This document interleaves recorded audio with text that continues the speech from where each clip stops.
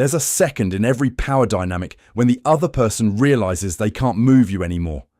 No fireworks, no announcement. You don't deliver a speech about not caring. You just stop. You stop auditioning for their approval. You stop explaining yourself like you're on trial. You stop reacting to every jab, every mood swing, every silent treatment. You stop trying to be seen as good in their eyes. You stop making their verdict the scoreboard of your day. And that's when the air changes. Because what they were controlling wasn't your life. It was your need, your appetite for recognition, your reflex to prove yourself. They didn't own you. They owned the hooks in you. Remove the hooks, and their leverage evaporates. Machiavelli didn't waste ink on comforting people. He studied leverage. What moves men? What freezes them? What makes them bend? Strip the romance away, and the lesson is blunt. Power doesn't come from being liked. It doesn't come from being impressive, charming, or understood. Power comes from independence, especially emotional independence. The moment you don't need their approval, you stop being steerable.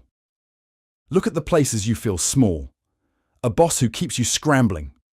You work late, say yes to everything, laugh at jokes you don't find funny, swallow disrespect because you want to be valued. You call it ambition. It's dependence. A partner who gets to set the temperature of your entire nervous system. You text first, apologize first, over-explain first. You reshape yourself to keep access to their affection. You call it love. It's leverage, just not yours. A friend who drains you but stays in your orbit because you're reliable, predictable, always available. You call it loyalty. It's fear of being alone. Here's the ugly math. The person with power isn't the one who cares most. It's the one who can walk away. Not theatrically, not as a threat, as a fact. The one who can lose the relationship and still stand up straight holds the cards.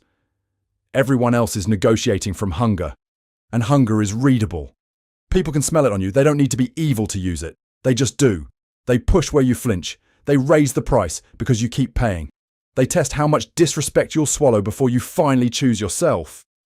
Indifference is the nightmare fuel in these games. Not anger. Anger still means they matter. Anger is engagement. Indifference is dismissal. It's the moment they become a background character. When you stop caring what someone thinks, you stop being manipulable.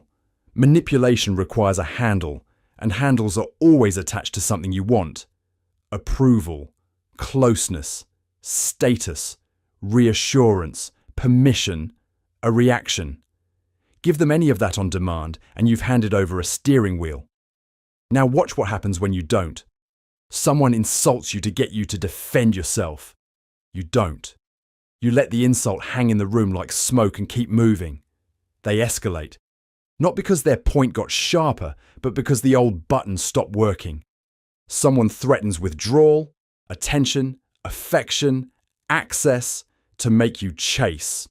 You don't chase. You don't grovel. You don't bargain. You simply let the silence be silence. Suddenly they're the one restless, searching for a new angle. Someone tries to make you feel guilty for having boundaries. You don't argue about your right to have them. You repeat the boundary, calmly, once. Then you enforce it. No performance, no pleading. That's the shift. You become a wall instead of a mirror. A mirror gives them their own image back, their power, their effect, their drama reflected in your reaction. A wall gives them nothing. And people who live on reactions hate walls. This isn't about becoming cold. It's about becoming unavailable to games. Machiavelli's world was courts and conspiracies, reputation and risk. Ours is offices, group chats, relationships, and algorithms. Same mechanics. The strong point is never confidence as a vibe. The strong point is freedom from dependence. Read any power struggle closely, and you'll find the same weak seam. The desperate need to be approved of. The need to be chosen. The need to be seen as right. The need to be safe in someone else's mood. That need is a leash. Most people don't notice the leash because it's dressed like virtue. I'm just being considerate.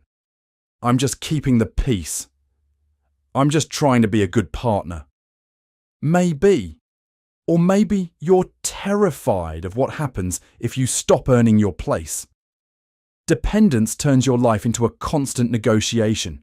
You start predicting reactions, prepaying with compliance, apologizing for things you haven't done, editing your personality to avoid conflict. You become manageable, and manageable is profitable for anyone who benefits from your predictability. Let's get concrete. If your job defines your worth, your boss owns a piece of you. You will tolerate things you shouldn't because leaving would feel like dying. So you stay. They learn the price of your silence. If your relationship is your identity, your partner can twist you by threatening distance. You'll accept ambiguity, disrespect, or intermittent warmth because losing them feels like losing yourself. If your social circle is your status, your friends can control you with exclusion. You'll laugh at what you hate, agree with what you don't believe, and swallow your own standards to keep a seat at the table. If strangers' opinions are your mirror, the internet controls you. You'll chase applause, chase outrage, chase relevance, and call it expression. Every dependency is a vulnerability. Not because people are monsters, but because leverage is leverage. When you're attached to an outcome you don't control, you can be pressured.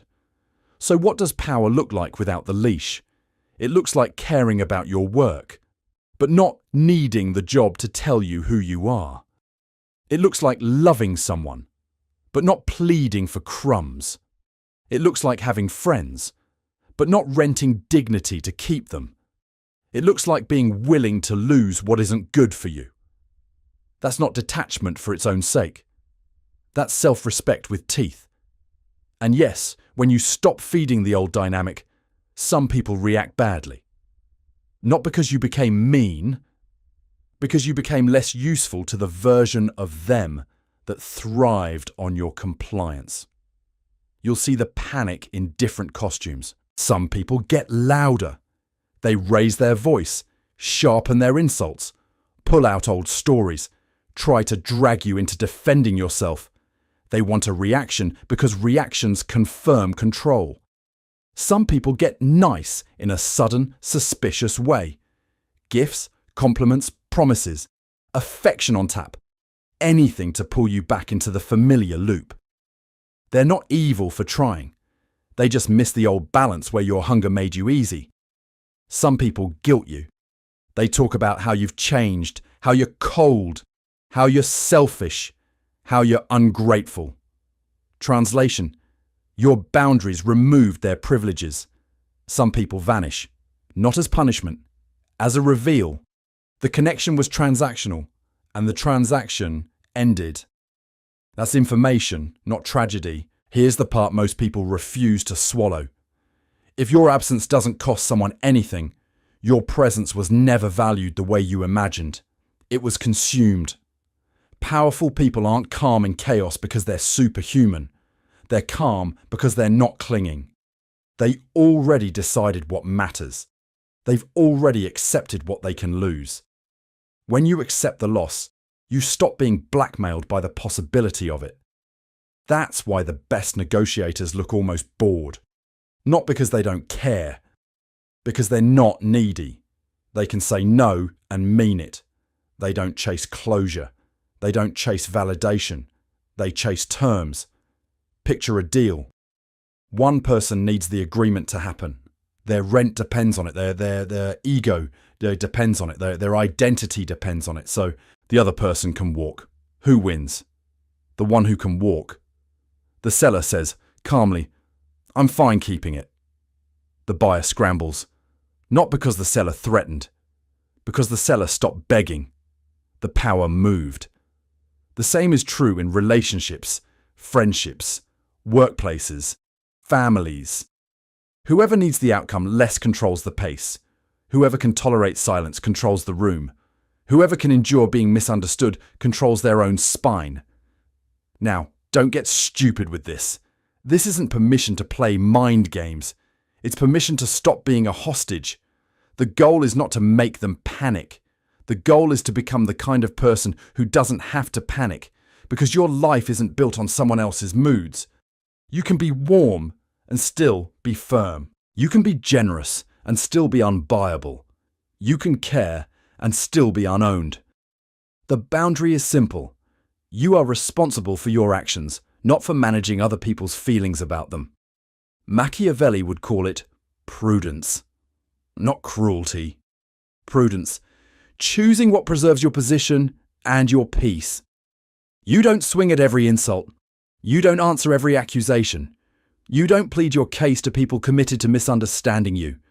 You pick your battles because your attention is currency.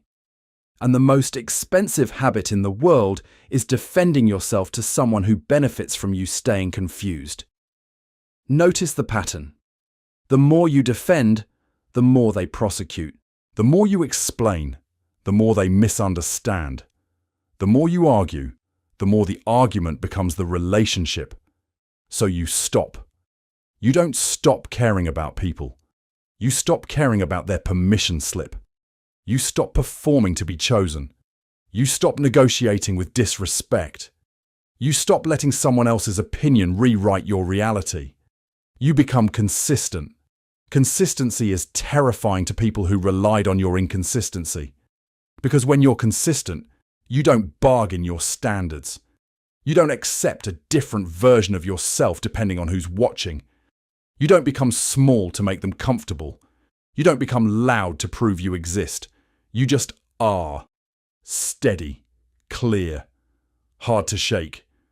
And once you're there, certain doors close automatically. Toxic friends stop calling because you stop being a free therapist, a free audience, a free rescue. Controlling parents stop dominating because their disapproval no longer works as a weapon. Manipulative partners lose their grip because you don't chase after punishment disguised as distance. Some people will try one last surge, a final push, a dramatic accusation, a new crisis, a sudden threat. If you cave, they learn the recipe. If you don't, they learn the boundary is real. That things get worse before they get better line gets thrown around like a slogan. But here's the precise version. When a tactic stops working, it often gets repeated harder before it gets abandoned. That's not destiny. That's mechanics. And you don't have to match their volume. You have to match your own standard. This is the Machiavellian truth without the cartoon villain mask. The path to power isn't to fight harder for their approval. It's to stop competing for it at all. Stop competing for their love. Stop competing for their attention. Stop competing to be the good one. Stop competing to be forgiven for having a backbone. Compete for your own life. Because once you're anchored in something you control, your conduct, your craft, your health, your finances, your principles, you become harder to buy, harder to scare, harder to corner. You can lose money and still have skill. You can be rejected and still have dignity. You can be criticized and still have direction. That's not positive thinking. That's structure. It's building a self that doesn't collapse when someone looks away. And yes, people feel it. They feel it when you don't rush to reply. They feel it when you don't over-explain. They feel it when your no doesn't come with a 5-paragraph apology. They feel it when you don't accept the frame they're trying to trap you in. They feel the moment they can't yank you around.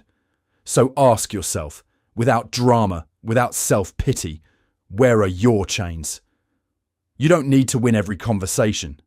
You need your time back, your focus back, your spine intact. What approval are you still chasing? Whose mood controls your day? Where do you keep paying for love with your dignity? Where do you stay quiet because you're scared of losing access? Name it, cleanly, no excuses, then decide, is this worth your life? Because the minute you choose independence over approval, the game changes. Not because you became ruthless, because you became free. And freedom is the one leverage nobody can take from you unless you hand it back.